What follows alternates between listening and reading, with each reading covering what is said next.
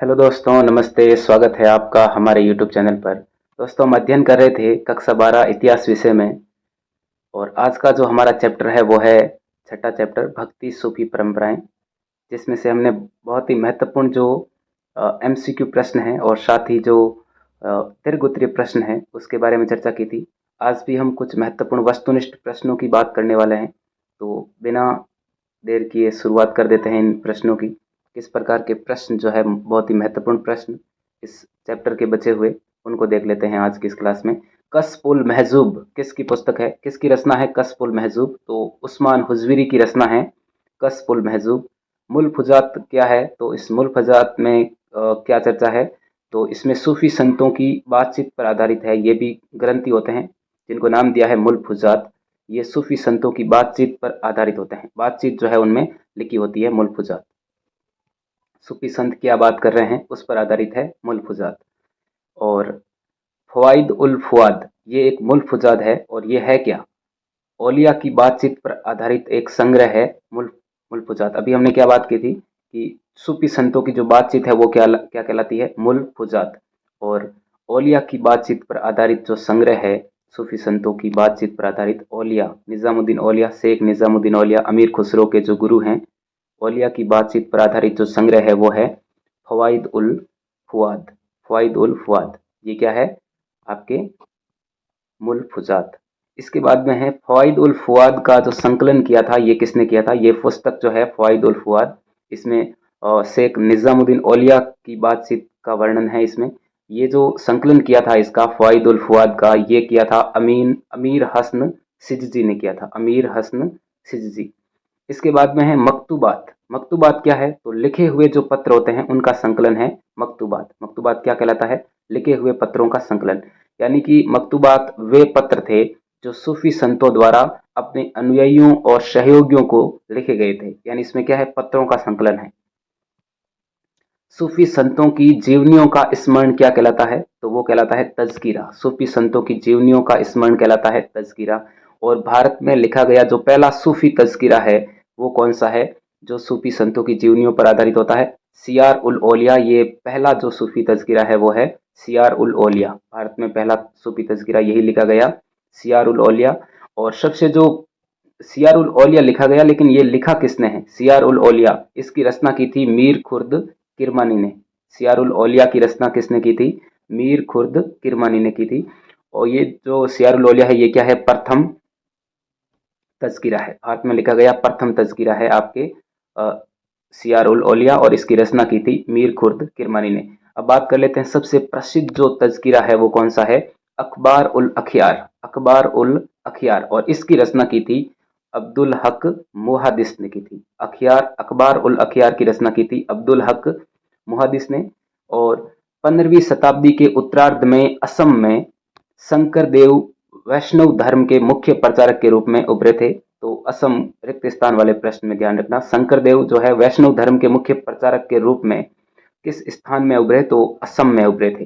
हालांकि सन आपको नहीं पूछा जाएगा। असम में जो है ये 15वीं शताब्दी वहां पर लिखा आएगा, और आपको जो खाली जगह है उसमें पढ़ना है असम। असम में जो है शंकर देव है, ये वैष्णव धर्म यानी विष्णु भगवान के जो है समर्थक थे। वैष्णव धर्म के मुख्य प्रचारक यानी वैष्णव संप्रदाय का प्रचार करने वाले थे असम में शंकर देव। और शंकर देव के उपदेशों को क्या कहते हैं? भगवती धर्म कहा जाता है। तो ये भी रिक्त स्थान में ध्यान रखना, शंकर देव के उपदेशों को भगवती धर्म कहकर संबोधित किया जाता है। क्योंकि इसमें है क्या? वे भागवत पुराण और भागवत गीता पर जो है आधारित थे। भगवती धर्म में क्या क्या लिखा गया है? तो भगवती धर्म जो ग्रंथ है ये उनके जो उपदेश हैं, उपदेशों का संकलन है भगवती धर्म। इसमें जो है ये उपदेश हैं, ये भागवत गीता और भागवत पुराण जो है उससे संबंधित है। और ये भगवान विष्णु के जो है उपासक थे। उनका प्रचार प्रसार इन्होंने किया था।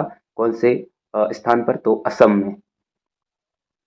कीर्तन घोष किसकी काव्य रचना है? और कीर्तन घोष जो काव्य रचना है वो इन्हीं शंकर देव जी की है। कीर्तन घोष, ये इंपॉर्टेंट में ध्यान रखना, कीर्तन घोष किसकी रचना है? तो आपके शंकर देव की रचना है। और मीराबाई मारवाड़ के मेड़ता जिले की एक राजपूत राजकुमारी थी। तो मेड़ता विशेष रूप से ध्यान करना। मारवाड़ जो उस समय की रियासत थी, उस समय का मेड़ता जो परगना था वहां की राजपूत राजकुमारी थी मीराबाई। वर्तमान की बात करें तो ये मीराबाई का जो जन्म है वो कहाँ हुआ था? तो कुड़की ग्राम में हुआ था, आपको पता होगा।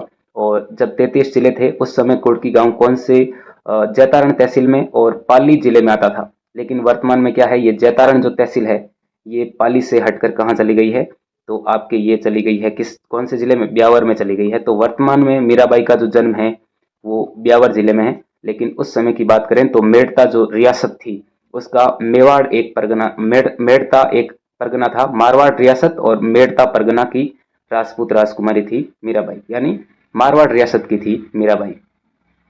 और इनका जो विवाह हुआ था वो हुआ था मेवाड़ में। मेवाड़ के जो सिसोदिया वंश के शासक थे राणा सांगा के बड़े पुत्र भोजराज के साथ इनका विवाह हुआ था सिसोदिया कुल में। तो हमें ध्यान रखना है, मारवाड़ के मेड़ता जिले की ये एक राजपूत राजकुमारी थी। इसके बाद में बात कर लेते हैं खालसा पंथ की स्थापना किसने की थी। मोस्ट इंपॉर्टेंट प्रश्न के रूप में ध्यान रखना इसको। खालसा पंथ की स्थापना बहुत बार जो है बोर्ड एग्जाम में क्वेश्चन आया हुआ है। गुरु गोविंद सिंह जी ने की थी खालसा पंथ की स्थापना। और खालसा का मतलब होता है, खालसा पंथ का मतलब पवित्रों की सेना, जो पवित्र लोग हैं उनकी सेना कहलाती है खालसा पंथ। और ये बनाई क्यों थी, औरंगजेब के अत्याचार से मुक्ति पाने के लिए इन्होंने जो है इस खालसा पंथ की स्थापना की थी। पवित्रों की सेना बनाई थी इन्होंने। 1699 में जो है गुरु गोविंद सिंह जी ने खालसा पंथ की स्थापना की थी। इसी से संबंधित है 5 कक्कार। गुरु गोविंद सिंह जी ने जो है सिख धर्म के अनुयायियों के लिए जो 5 प्रतीक हैं वो इनको कहा कि ये आपको साथ में रखने हैं, हमेशा जो है ये धारण करने हैं। वो है 5 कक्कार, जिनका नाम है वो कै वर्ण से स्टार्ट होता है।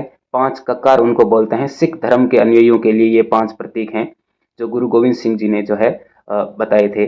तो ये कौन कौन से हैं 5। एक तो है केस, केस जो है बिना कटे हुए केस होने चाहिए। इसके साथ साथ कंघा और कृपाण यानी कि आपके कटार कह सकते हैं, कच्छा यानी जो हाफ पैंट होती है, और कड़ा यानी कि लोहे का जो कड़ा हाथ में धारण करते हैं। ये 5 प्रतीक जो है सिखों के माने जाते हैं और ये जो खालसा पंथ के अंतर्गत ही आते हैं 5 ककार। इसके बाद में है कबीर का अरबी भाषा में क्या अर्थ है। कबीर दास जी का नाम सुना होगा आपने। कबीर शब्द का जो अरबी भाषा में अर्थ है वो है महान। कबीर का अरबी भाषा में अर्थ क्या है, महान। कबीर ग्रंथावली का जो संबंध है वो राजस्थान के दादू पंथियों से है। ये रिक्त स्थान में विशेष रूप से ध्यान रखना, दादू पंथियों से जो है किसका संबंध है, तो कबीर ग्रंथावली का संबंध है। कबीर की जो वाणी की 3 परिपाटियां हैं उसमें से ये है कबीर ग्रंथावली, और इसका संबंध हमारे राजस्थान के दादू पंथियों से है। दादू जी जो हैं, दादू दयाल जी, उनके जो उनको मानने वाले जो हैं, उनके पंथ के लोग दादू पंथी, उनका संबंध है कबीर ग्रंथावली से। शेख निजामुद्दीन औलिया के अनुयायी, उनके अनुयायी फॉलोअर्स जो है उन्हें क्या कहकर संबोधित करते थे। तो ये मोस्ट इंपॉर्टेंट क्वेश्चन है, इसको भी ध्यान रखना। तो निजामुद्दीन औलिया के जो अनुयायी थे उन्हें क्या कहते थे, सुल्तान उल मशेक, यानी शेखों में सुल्तान कहते थे इनको। आप तो सुल्तान हो, हम सब शेखों में क्या हो, आप सुल्तान हो। और अमीर खुसरो के गुरु कौन थे, तो शेख निजामुद्दीन औलिया। इसको घुमाकर भी पूछते हैं कि शेख निजामुद्दीन औलिया के जो प्रमुख प्रसिद्ध शिष्य हैं वो कौन थे, तो अमीर खुसरो। दोनों को ऐसे उल्टा फेर भी ध्यान रखना। कौल यानी कहावत का प्रचलन करके चिश्ती समा को विशिष्ट रूप जो है वो किसने दिया था, तो ये अमीर खुसरो ने दिया था। अमीर खुसरो ने जो है कवाली जो गाते थे उसके शुरू और अंत में इस कौल का प्रचलन किया था। कौल यानी जो कहावत होती है, शुरुआत में हम जो शेर बोलते हैं या फिर अंत में जो बोलते हैं वो होता है कौल। तो कौल यानी कहावत का प्रचलन जो है वो किसने किया था, अमीर खुसरो ने। समा यानी चिश्ती संप्रदाय में जो समा होती है, धार्मिक संगीत जो होता है उसकी महफिल को बोलते हैं समा। चिश्ती सिलसिले के लोग दिल्ली में किस भाषा में बातचीत करते थे, तो वो बातचीत करते थे जो साधारण लैंग्वेज होती थी, जो आम जनता की लैंग्वेज होती थी, उसी में बातचीत करते थे। हिंदी भाषा का ही रूप है हिंदवी, हिंदवी में बातचीत करते थे चिश्ती सिलसिले के लोग दिल्ली में। पद्मावत की रचना किसने की थी, ये ग्रंथ है पद्मावत। इसकी जो रचना की थी वो कौन थे, पद्मावत की रचना करने वाले हैं मलिक मोहम्मद जायसी। है क्या पद्मावत में, तो पद्मावत में आपको पता होगा श्रीलंका की जो राजकुमारी है आपके पद्मावती, और इधर हमारे मेवाड़ के जो राजा हैं रतन सिंह, इनके बीच का जो प्रेम वर्णन है वो किया गया है पद्मावत में, जिसकी रचना की थी 1540 में मलिक मोहम्मद जायसी ने की थी इसकी रचना। गरीब नवाज के नाम से प्रसिद्ध कौन है, जैसे हमने अभी देखा सुल्तान उल मशेक, उसी प्रकार गरीब नवाज के नाम से प्रसिद्ध कौन है, तो ख्वाजा मोइनुद्दीन चिश्ती, जिनकी दरगाह जो है वो अजमेर में है। तो ये मोस्ट इंपॉर्टेंट के रूप में ध्यान रखना, गरीब नवाज के नाम से प्रसिद्ध कौन है, ख्वाजा मोइनुद्दीन चिश्ती। अजमेर दरगाह आने वाला प्रथम सुल्तान कौन था, अजमेर दरगाह यानी ख्वाजा मोइनुद्दीन चिश्ती की दरगाह पर आने वाला जो सुल्तान था, दिल्ली का सुल्तान, वो पहला कौन था? तो मोहम्मद बिन तुगलक। नाम सुना होगा, हमने पिछले चैप्टर में भी देखा था, 5वें चैप्टर में, यात्रियों के नजरिए। इसके शासनकाल में इब्न बतूता भारत आया था। तो मोहम्मद बिन तुगलक जो है वो पहला सुल्तान था जो मोहम्मद बिन आपके अजमेर दरगाह में यात्रा करने गया था, ख्वाजा मोइनुद्दीन चिश्ती की दरगाह पर। अकबर अकबर जो है वो अजमेर दरगाह पर कितनी बार आया था? तो 14 बार आया था। छोटे प्रश्न के रूप में ध्यान रखना, मोस्ट इंपॉर्टेंट के रूप में। अकबर यहाँ पर 14 बार आया था जियारत करने, यात्रा करने, दरगाह के दर्शन करने। दाता गंज बख्श के नाम से कौन प्रसिद्ध हैं? तो अबुल हसन अल हुजविरी जो है वो दाता गंज बख्श के नाम से जाने जाते हैं। मोस्ट इंपॉर्टेंट, ध्यान रखना। कुछ शब्दावली है इस्लाम धर्म से संबंधित, मुस्लिम जो धर्म है उससे संबंधित। कुरान क्या है? इस्लाम का पवित्र ग्रंथ है, इस्लाम धर्म का सबसे पवित्र ग्रंथ। उसी जिस प्रकार हमने बात की थी अभी सिख धर्म का जो प्रसिद्ध ग्रंथ है वो है आदि ग्रंथ साहिब या गुरु ग्रंथ साहिब, उसी प्रकार इस्लाम का जो पवित्र ग्रंथ है वो है कुरान।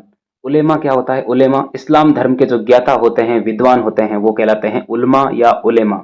और शरिया जो है वो है इस्लामी कानून, इस्लाम धर्म का जो कानून है वो है शरिया। जिम्मी कौन होते हैं? गैर मुसलमान समुदाय के जो लोग होते हैं वो कहलाते हैं जिम्मी।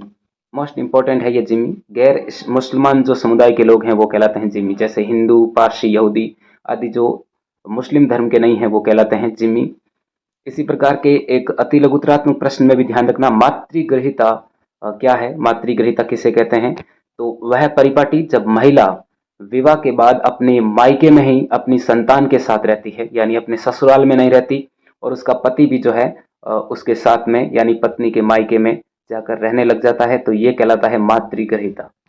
इसके बाद में सूफीवाद संबंधी जो सूफी संप्रदाय है उससे संबंधित जो शब्दावली है उसको भी देख लेते हैं, क्या क्या अर्थ होता है। खानका जो हम हिंदू धर्म में प्रयोग करते हैं, धर्मशाला कह सकते हैं, या सूफी जो संत हैं उनके रहने और बैठने की जगह को बोलते हैं खानका। और सिलसिला संप्रदाय हम बोलते हैं अपने जैसे जो भी पंथ संप्रदाय बोल सकते हैं, तो सूफी संप्रदायों को नाम दिया गया है सिलसिला।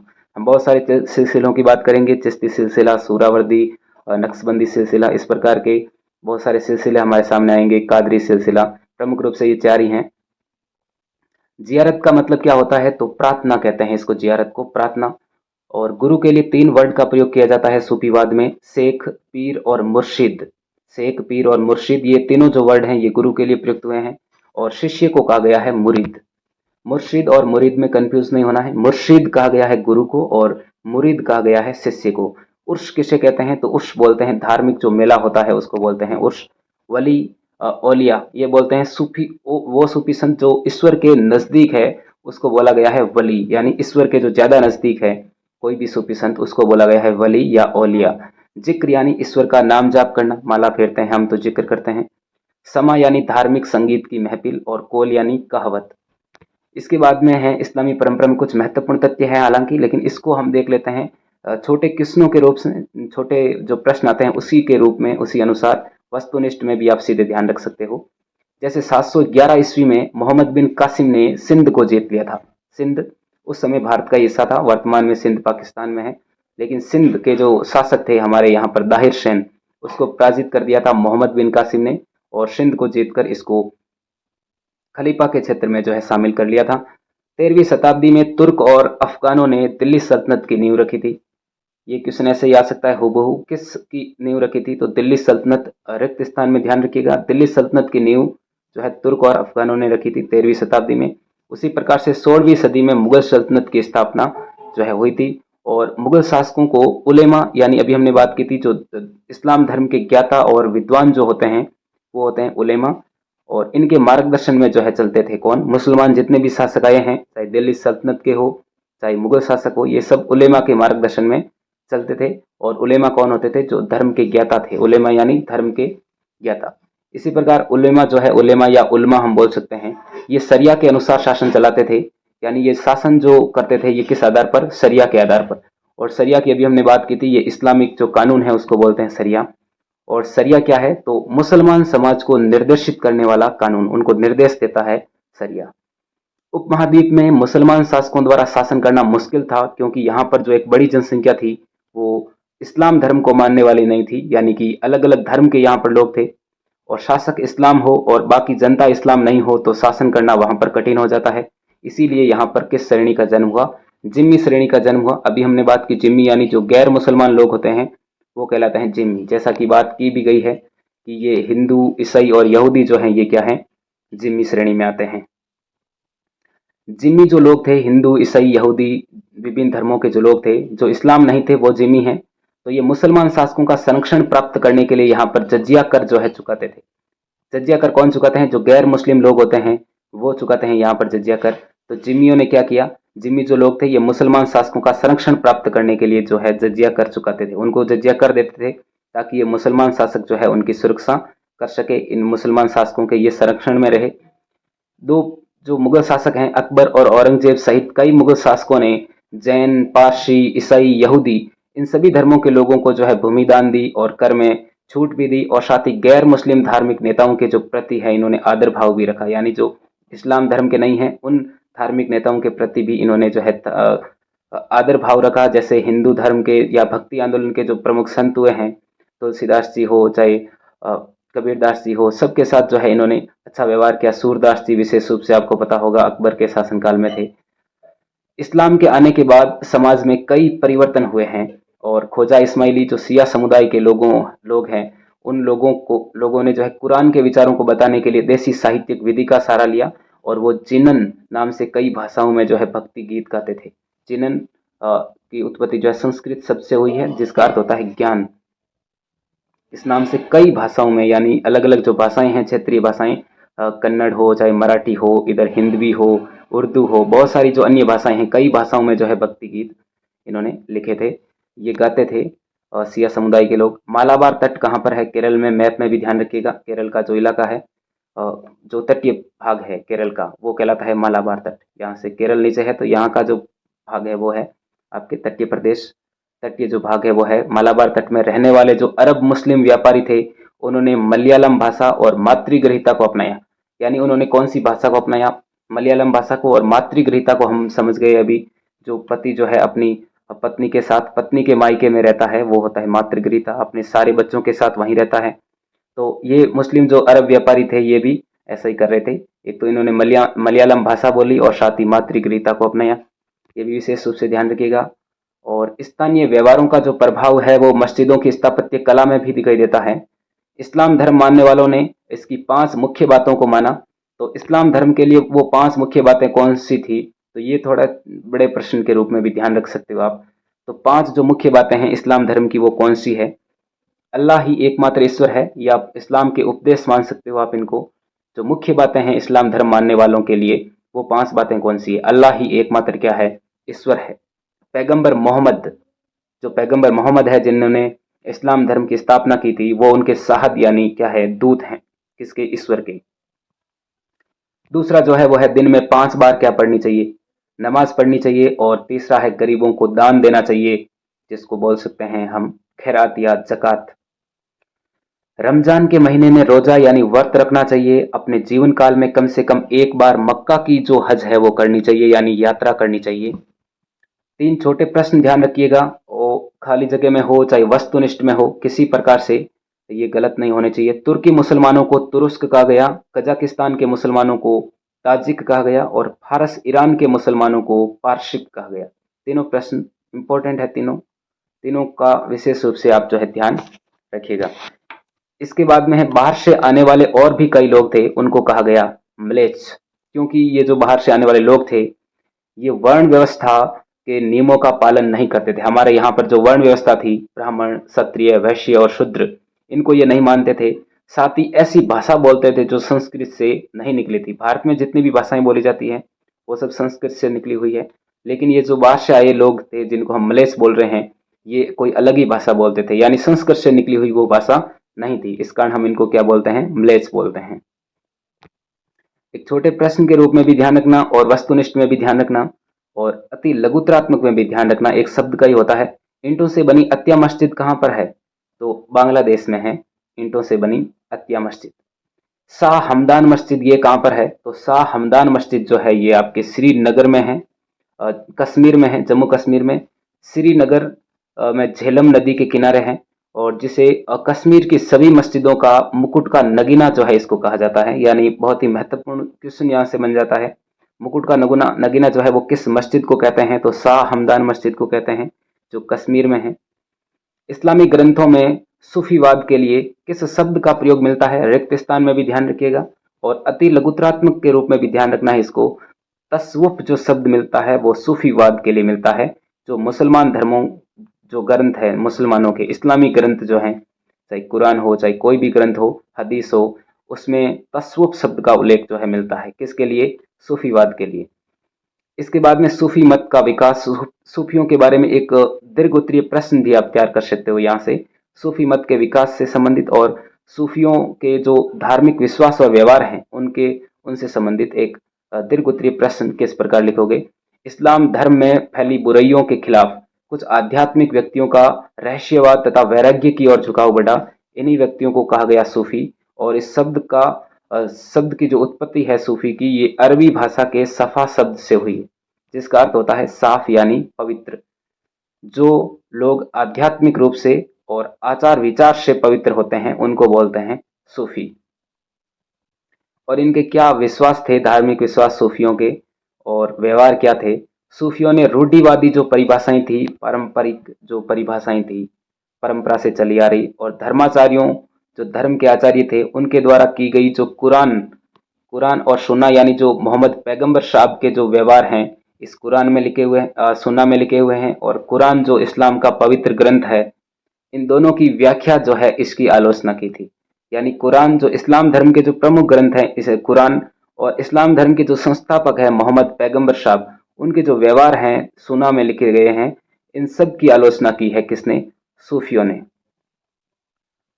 सूफियों ने मुक्ति पाने के लिए, यानी मुक्ति पाना चाहते हो आप तो ईश्वर की भक्ति करो और उनके आदेशों का पालन करो, इस पर बल दिया है सूफियों ने मुक्ति पाने के लिए।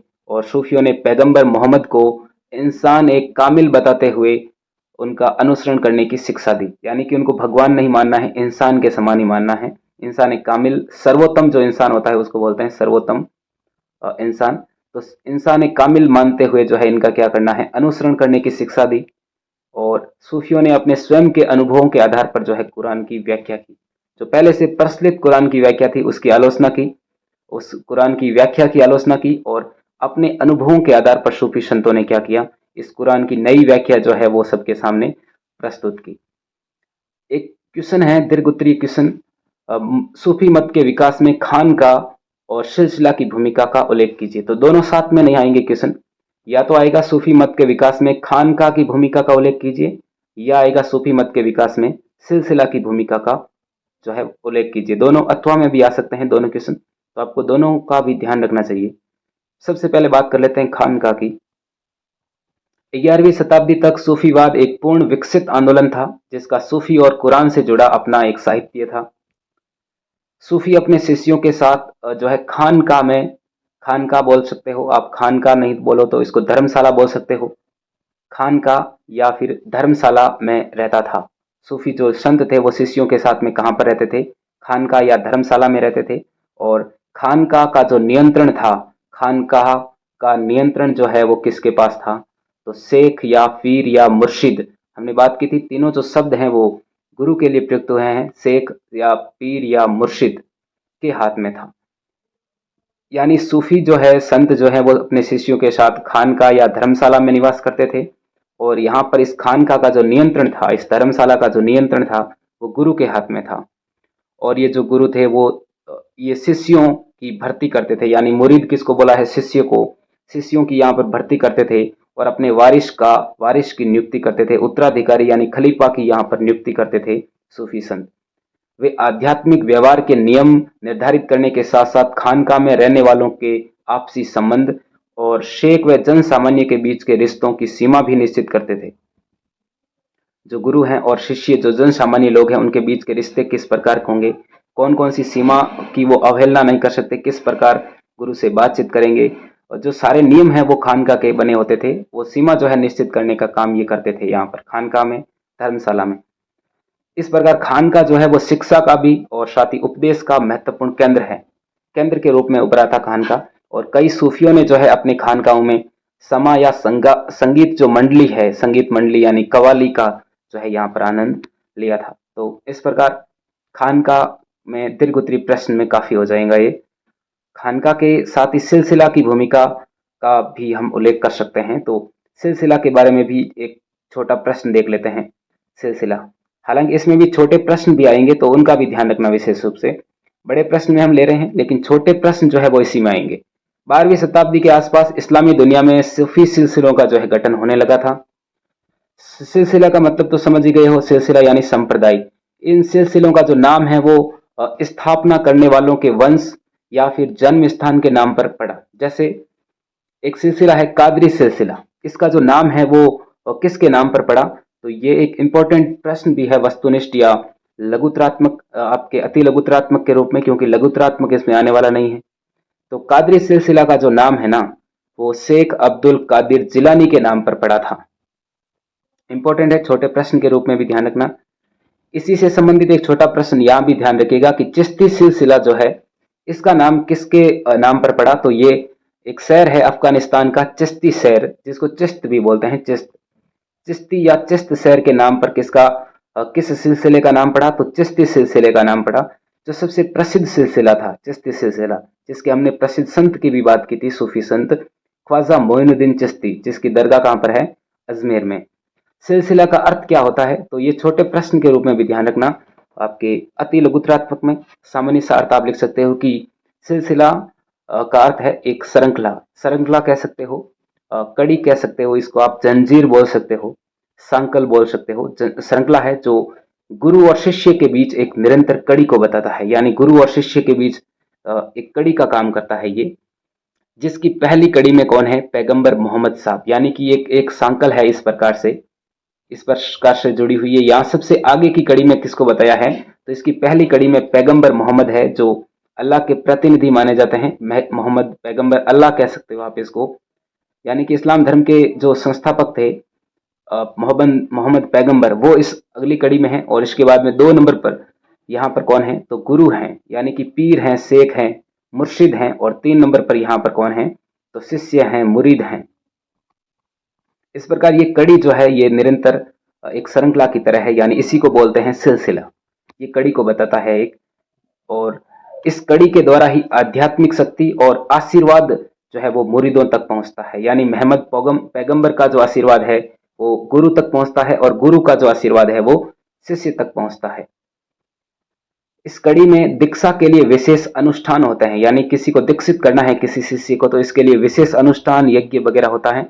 और इसमें दीक्षा लेने वाले को वहां पर एक निष्ठा का वचन भी देना होता था, वचन देना होता था पहले, और सिर मुंडाना पड़ता था, और थेकड़ी लगे, ये कोई सूफी संत में कोई ऐसा संकेत होगा या चिन्ह होगा कोई, तो थेकड़ी लगे वस्त्र भी जो है धारण करने पड़ते थे इनको।